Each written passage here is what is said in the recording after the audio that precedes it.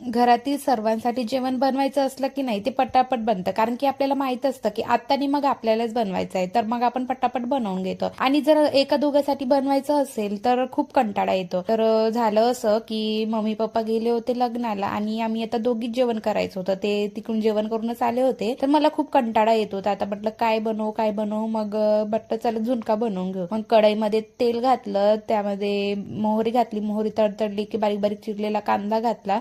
कांदा चांगला लालसरीपर्यंत परतून घेतला. त्यानंतर बारीक बारीक चिरलेली मिरची घातली, कांदा मिरची चांगली परतून घेतली. त्यानंतर लसूणची पेस्ट घातली, जिरा पावडर घातला, हळद घातली, चांगलं परतून घेतलं 2 मिनिट. त्यानंतर बारीक बारीक चिरलेला टोमॅटो घालून चवीनुसार मीठ घातलं आणि मग भिजवलेलं थोडं बेसन घातलं. अलटी पलटी करून चांगलं असं थोडंसं घट्टसर आल्यानंतर बारीक बारीक चिरलेली कोथिंबीर घातली, चांगली मिक्स करून घेतली. त्यानंतर 5 मिनिट असं झाकून वाफवून घेतलं. बघू शकता मस्त असा आपला झुणका बनवून तयार